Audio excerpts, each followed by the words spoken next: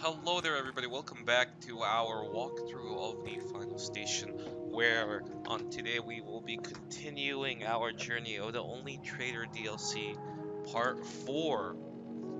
Now, let's get right into it. So, it appears we have ended up within the ruins of Riastal, that cool safe haven where we got the jewel in the main game. It seems to have been very fucked up, which isn't really much, but I suppose that's how it do be. So, I hope all of you are doing wonderfully. I know I certainly am. These cocksucking idiots.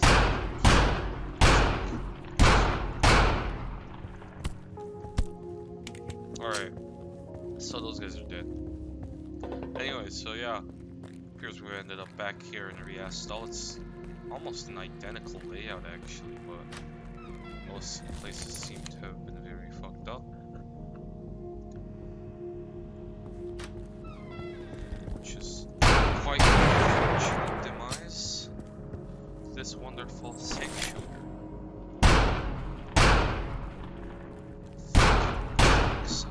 Alright. So that guy's down.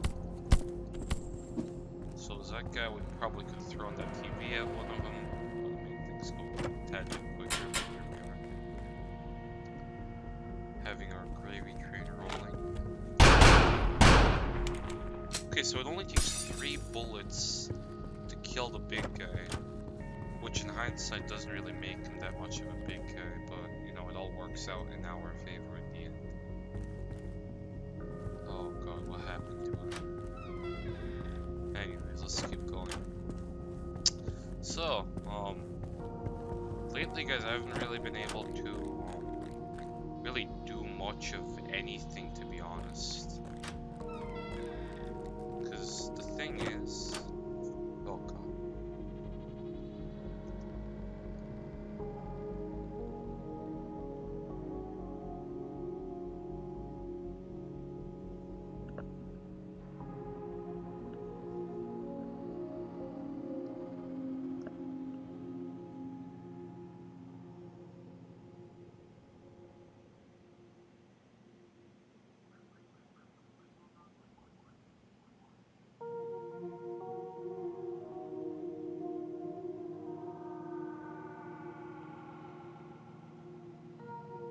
Wow.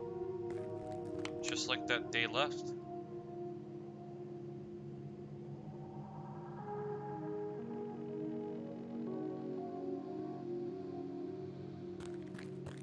Too important to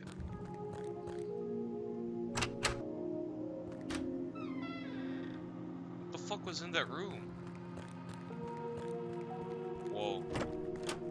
Match.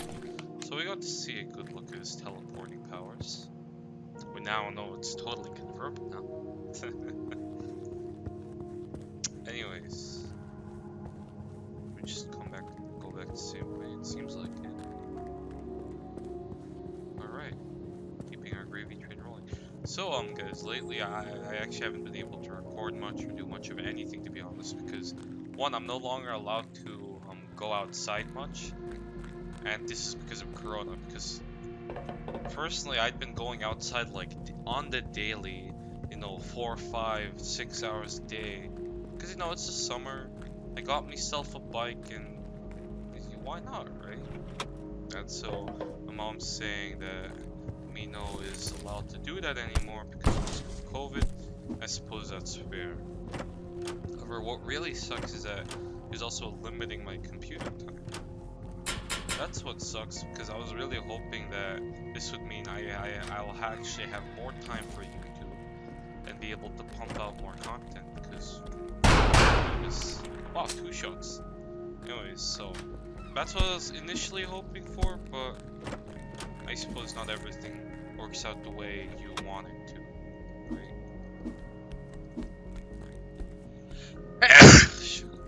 Excuse me.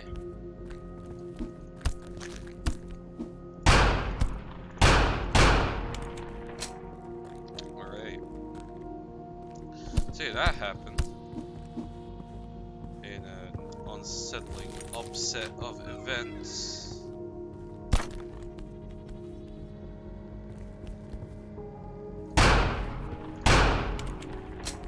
Alright, that worked. So yeah.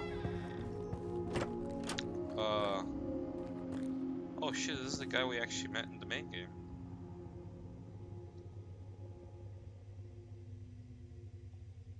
And we leave him. So anyways, yeah. That happened, which is really unfortunate. Because I was hoping to get some more time on YouTube, but, you know, it is what it is. It seems like it's generally gonna be a good year for gaming, next year, because of E3. I was unfortunately unable to watch any of the events. I'm sure I'll catch up to all of it later today. However, like, no matter what, I don't think I'll be disappointed. We got shit like Starfield coming out. We got another free-to-play Division game, which is just fantastic. Now, personally, I don't really play much RPGs. However, I certainly will give it a look if it isn't anything above triple digits in gigabytes, which it will be. So, probably not gonna work out.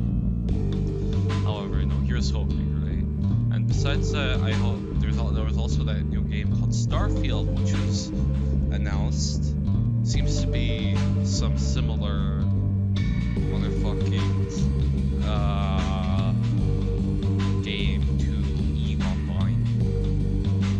So I'm low-key excited about that, but mostly I'm just waiting for whatever Ubisoft has to say. If you guys didn't know, I am a huge Ubisoft fan. I really love all of their games. Most of them are incredibly well done. And although there are blips here and there, they're pretty polished and fun to play. Now, speaking of EVE Online, have you guys ever sunk hours into one of those like huge global games where there's just shit going on forever and ever, and it's all completely in the real time, super slow paced? You know, something like World of Warcraft. I mean, I suppose that's not really slow paced. The grind just makes it feel like that, but I just mean one of those huge scale RPG/MOBA type games where, like, basically an entire region, or perhaps in the case of EVE Online, the entire player base plays effectively just on one server. Oh man. God, allergies acting up lately. Excuse me, everybody. Oh, it seems like we'll just buy up all this ammo and leave. His wife's gone. Rip. Anyways, let's do one more level and we'll cut off this episode. So yeah, in terms of EVE Online, like, God, that shit is like genuinely crazy. You know?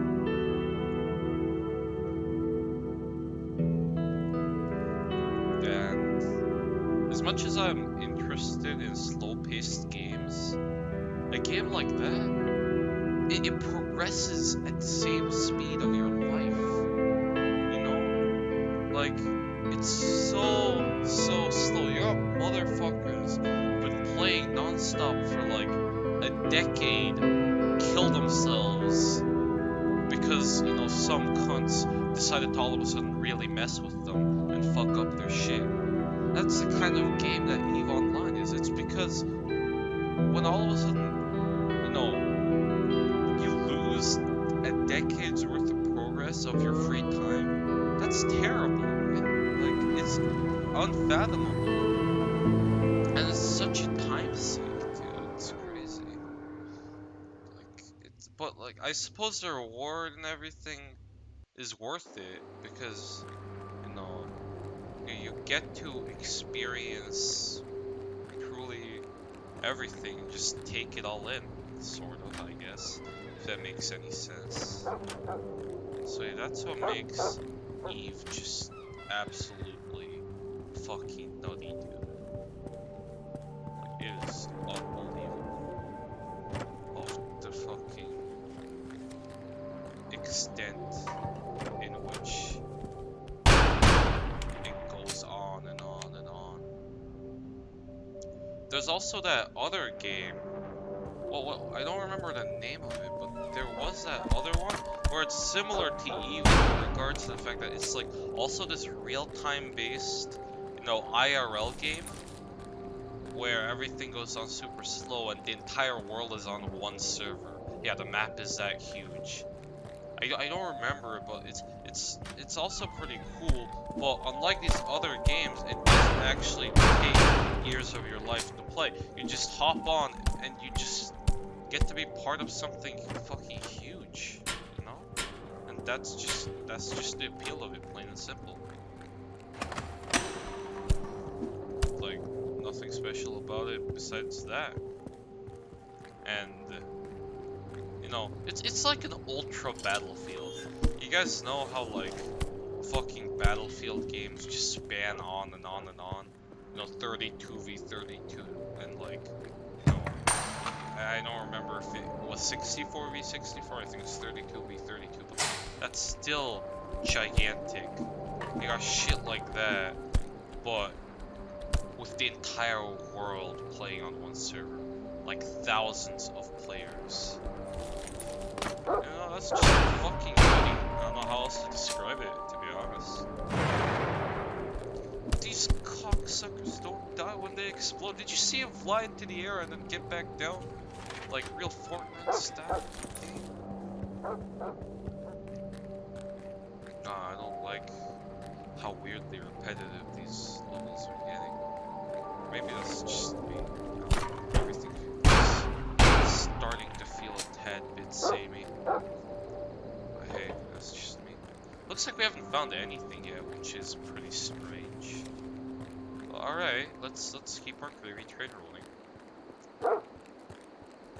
So, I hope you guys are doing alright. I've been actually listening to a lot of fucking indie pop all of a sudden lately. You guys know this band called Feed Me Jack?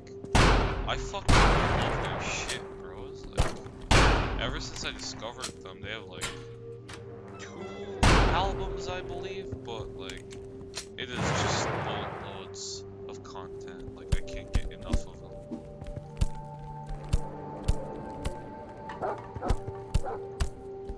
Yeah, let's kick the shit out of that guy. Alright. Let's pick up the chair and we keep going. This tower reminds me of like, what the fuck was the name of the game? It's that one where there's like Tower of Elixir or whatever, some RPG type shit, where you scale this tower and every time you die, some more shit happens. It's a pretty straightforward roguelike, but apparently it's super addictive, and my English, fucking hell.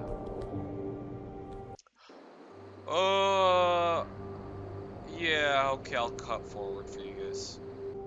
Alright, everybody. Welcome back. Sorry for the weird cut. So we died here, and we get ambushed by these 2 motherfuckers. I don't know how, but they just somehow shredded my health like crazy.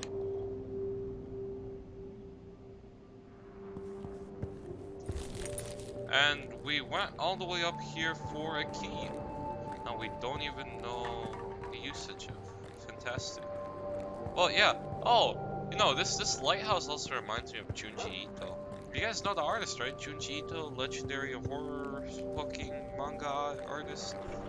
Fucking writes what's the category called? Dojin or whatever?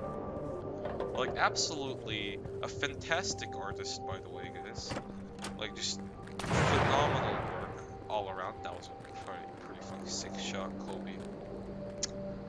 Up in heaven. Alright, so, he's the author of Uzumaki. It's like this series, but that's just his most popular one. There are all these other motherfucking stories he's written. Sure. Of all these like bizarre and creepy and scary happenings, but ultimately at the end of the day, it's all part of like this like twisted world where it's all just happening to everybody, basically. And all over the world, there's just these strange occurrences, you know? And it's strangely creepy, kind of comforting, where it's like, you know, at the end of the day, it'll be alright, because, you know, there are other people suffering like us. I mean, that sounds terrible when you say it, but I'm sure you guys relate, right? It's like, oh man, I'm not the only one being fucking pursued by weird demon people. Oh man, sure is fucking comforting. Or maybe it's just all terrible, and the world of Uzumaki just fucking sucks with us. So yeah. But damn. Is this some deja vu shit right here? Fucking repeated. So yeah. That lighthouse reminded me of Junji Ito, because it's like one of his stories. Oh shit. It's about one of these stories where there's this lighthouse, and like it's sweeping all over the town, and you know, when people looked at the lighthouse, you know, like going completely around in circles, they themselves start fucking running around in circles or something. I know it sounds super fucking dumb when I say it out loud, but it causes these people to start, you know, fucking running around in circles, and the entire town becomes all circly. If that makes any sense. And, you know, apparently a host of people are sent to investigate the problem and shut down this, like, supposedly abandoned lighthouse, but to no avail. And so, yeah. Oh shit, guys. So yeah, and they never come back, and eventually, the main character of Uzumaki is this girl, whatever the fuck was her name. She herself shows up and discovers that, like, the lighthouse's light essentially just somehow fried all of those people in the scorching heat when they touched the light. And his little brother and his friends were about to be scorched. And, you know, she just grabs them and hauls ass right as the lighthouse was about to, like, turn on, basically.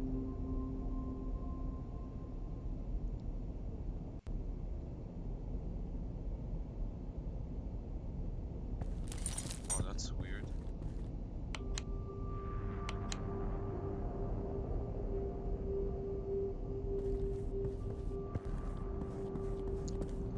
Alright, let's check out this area up here first.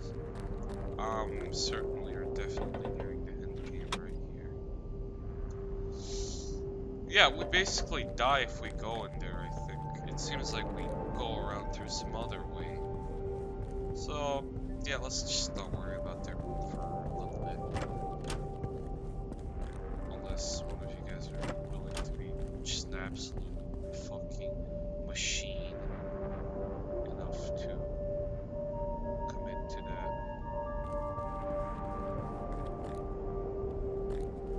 Hold on, I think this is our exit. This is how we leave.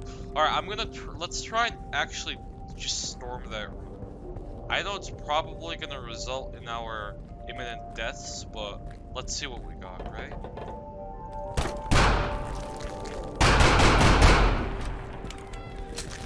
Ah! Yo, let's go. Alright, alright. I think we can cheese this. Come on, guys. Let's do this, let's do this.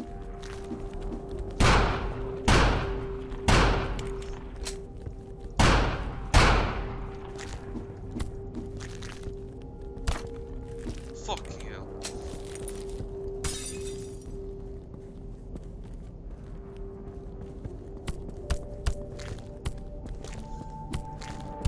We stormed the room. Let's go, guys. Let's go. Let's actually fucking go.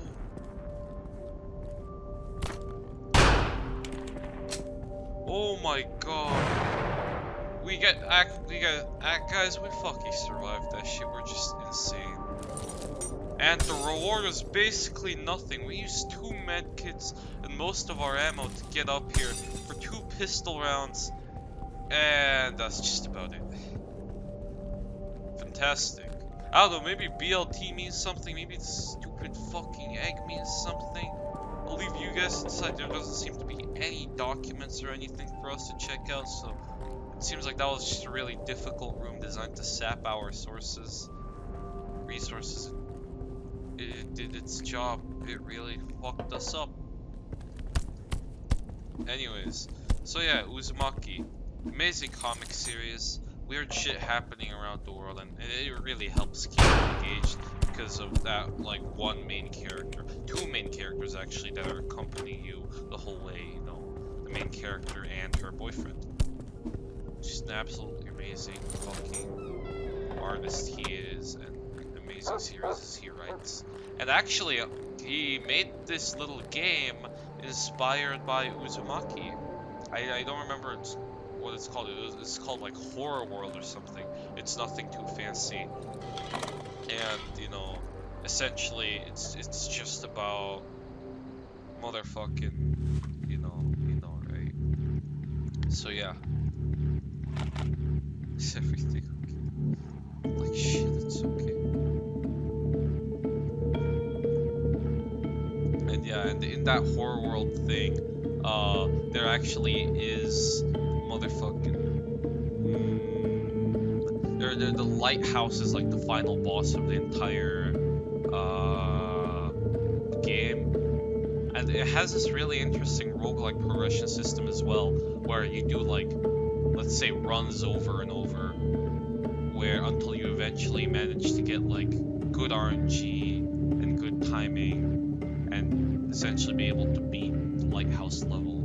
There are people who've played. You need to play it like 15, 20 times in order to get a feel for all of, like, most of the scenarios, the combat, the progression, in order to actually get to the final world, basically, and beat the lighthouse. And it's important for one to actually also try to fuck themselves up a little more, because the more fucked up you become, essentially there's a sanity meter, as well as, yeah, there's essentially a sanity meter that's going on, and in order for you to progress properly, the more sanity you lose, the better shit you get, as the world becomes crazier and crazier, and you need to do this to kill the tougher enemies towards the end, so you can't be super conservative of everything, because you're gonna need to sacrifice something. The progression and everything of the game is wonderfully designed, and the artwork